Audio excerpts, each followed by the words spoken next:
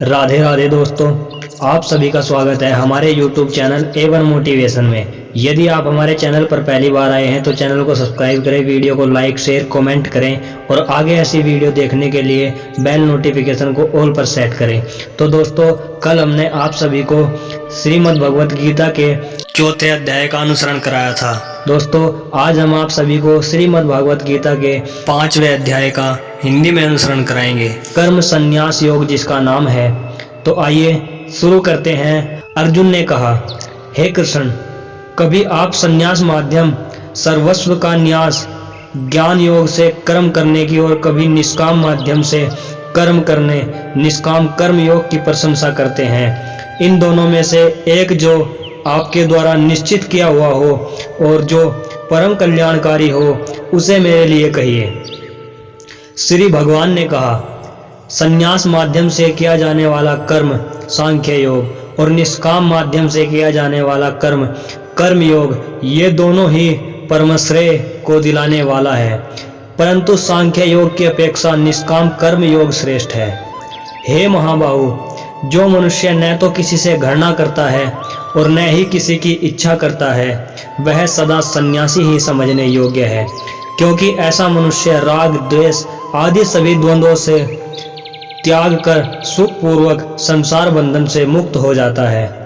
अल्पज्ञानी मनुष्य ही सांख्य योग और निष्काम कर्म योग को अलग अलग समझते हैं, न कि पूर्ण विद्वान मनुष्य, क्योंकि दोनों में से एक में भी अच्छी प्रकार से स्थित पुरुषों दोनों के फल स्वरूप परम सिद्धि को प्राप्त होता है। जो ज्ञान योगियों द्वारा प्राप्त किया जाता है वही निष्काम कर्म योगियों को भी प्राप्त होता है। इसलिए जो मनुष्य सांख्य योग और निष्काम कर्म योग दोनों को फल की दृष्टि से एक देखता है, वही वास्तविक सत्य को देख पाता है। हे महाबाहु, निष्काम कर्म योग भक्ति योग के आचरण के बिना संन्यास सर्वस्व का त्याग दुख का कारण होता है और भगवान के किसी भी एक स्वरूप को मन में धारण करने वाला निष्काम कर्म योगी परम ब्रह्म परमात्मा को शीघ्र प्राप्त हो जाता है।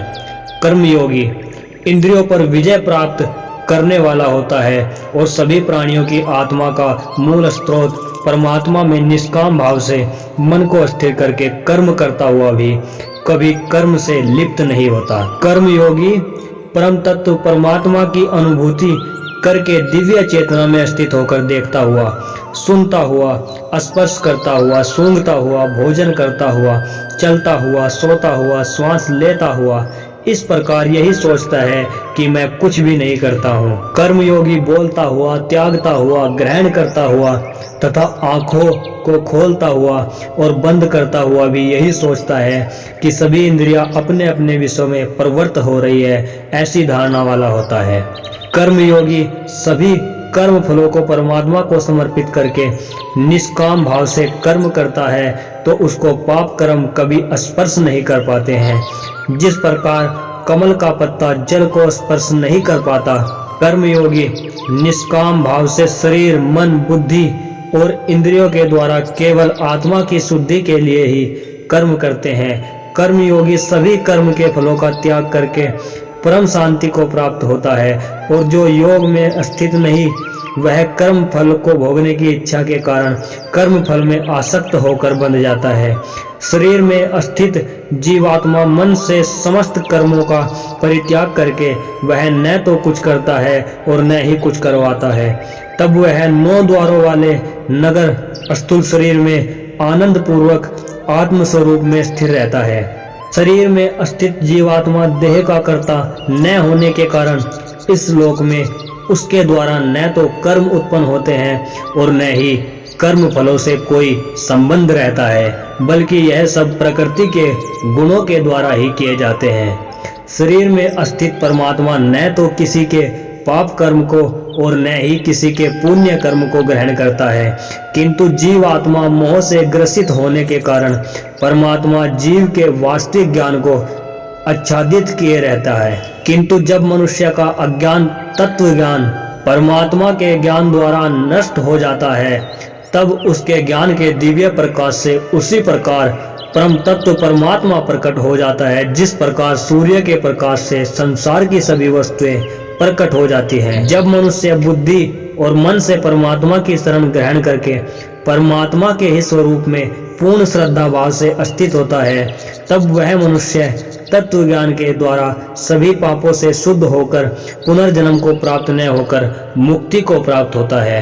तत्वज्ञानी मनुष्य विद्वान ब्राह्मण और विनम्र साधु को तथा गाय हाथी कुत्ता और नर भक्षी को एक समान दृष्टि से देखने वाला होता है। तत्वज्ञानी मनुष्य का मन समभाव में स्थिर रहता है। उसके द्वारा जन्म मृत्यु के बंधन रूपी संसार जीत लिया जाता है, क्योंकि वह ब्रह्म के समान निर्दोष होता है और सदा परमात्मा में ही स्थिर रहता है। तत्वज्ञानी मनुष्य न तो कभी किसी भी प्रिय वस्तु को पाकर हर्षित है और न ही अप्रिय वस्तु को पाकर विचलित होता है। ऐसा स्थिर बुद्धि मोह रहित ब्रह्म को जानने वाला सदा परमात्मा में ही स्थिर रहता है। तत्वज्ञानी मनुष्य बाहरी इंद्रियों के सुख को नहीं भोगता है, बल्कि सदैव अपनी ही आत्मा में रमण करके सुख का अनुभव करता है। ऐसा मनुष्य निरंतर पर ब्रह्म परमात्मा में स्थित होकर असीम आनंद को भोगता है।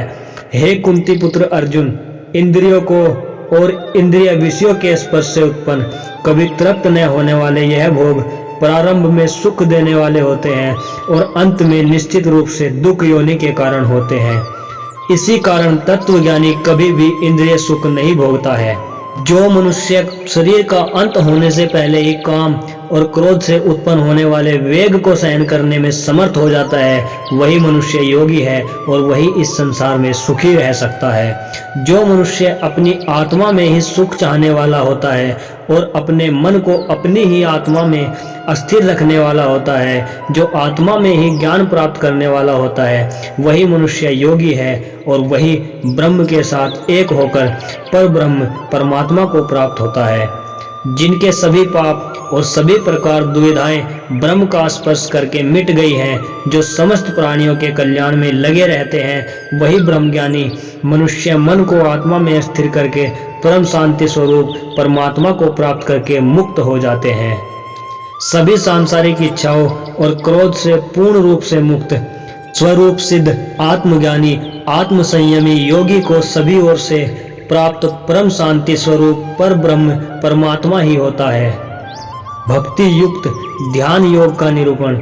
सभी इंद्रिय विषयों का चिंतन कर बाहर ही त्याग कर और आंखों की दृष्टि को भौहों के मध्य में केंद्रित करके प्राण वायु और अपान वायु की गति नासिका के अंदर और बाहर सम करके मन स्थित इंद्रियों और बुद्धि को वश में करके मोक्ष के लिए तत्पर इच्छा भय और क्रोध से रहित हुआ योगी सदैव मुक्त ही रहता है।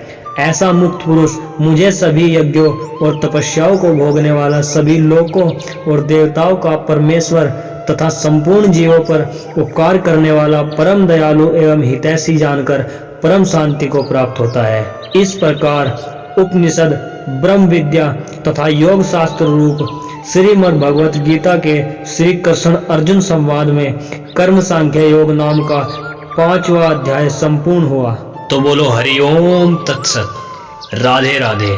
दोस्तों, यदि आप हमारे चैनल पर पहली बार आए हैं तो चैनल को सब्सक्राइब करें, वीडियो को लाइक शेयर कमेंट करें और आगे ऐसी वीडियो देखने के लिए बेल नोटिफिकेशन को ऑल पर सेट करें। मिलते हैं आगे ऐसी ही किसी वीडियो में। धन्यवाद। राधे राधे। हरिओम तत्सत।